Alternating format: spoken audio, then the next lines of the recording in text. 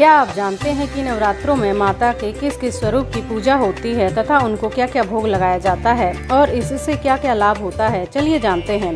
पहले नवरात्रि को माँ शैलपुत्री की पूजा होती है।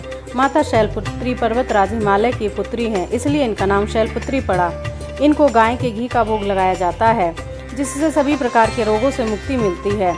दूसरे नवरात्रि को माँ ब्रह्मचारिणी की पूजा होती है। माता पार्वती ने भगवान शिव को पति रूप में प्राप्त करने के लिए तपस्या की थी। इसी रूप को माँ ब्रह्मचारिणी कहते हैं। इनको पंचामृत या मिश्री का भोग लगाया जाता है, जिससे आयु में वृद्धि होती है। तीसरे नवरात्रि को माँ चंद्रघंटा की पूजा होती है। इनके मस्तक पर चंद्र के आकार का तिलक है, इसलिए इनको माँ चंद्रघंटा कहा जाता है।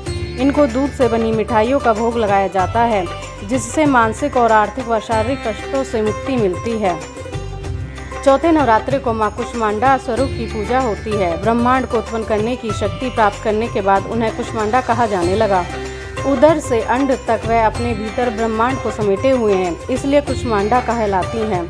इनको मालपुए का भोग लगाया जाता है, जिससे बुद्धि में वृद्धि होती है तथा सही निर्णय लेने की क्षमता आती है। पांचवें नवरात्रि को माँ स्कंद माता की पूजा होती है।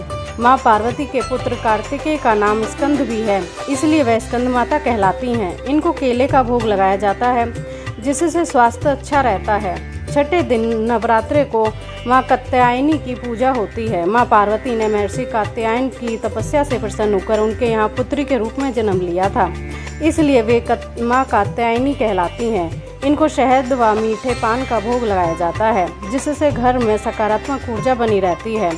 सातवें दिन माँ कालरात्रि की पूजा होती है। माँ पार्वती काल का विनाश करने वाली हैं, इसलिए इन्हें कालरात्रि कहा जाता है। इन्हें गुड़ का भोग लगाया जाता है। ये नकारात्मक शक्तियों तथा हर तरह के संकट से बचाती हैं। आठवें नवरात्रि को माँ महागौरी की पूजा होती है। माता का रंग पूर्णतया गोरा है, इसलिए महागौरी कहलाती हैं। इनको नारियल का भोग लगाया जाता है, जिससे संतान सुख प्राप्त होता है। नौवें नवरात्रि को माँ सिद्धिदात्री की पूजा होती है। जो भक्त पूर्णतया इन्हीं को समर्पित रहता है, उसे माँ हर प्रकार की सिद्धि देती हैं, इसलिए इन्हें सिद्धिदात्री कहा जाता है।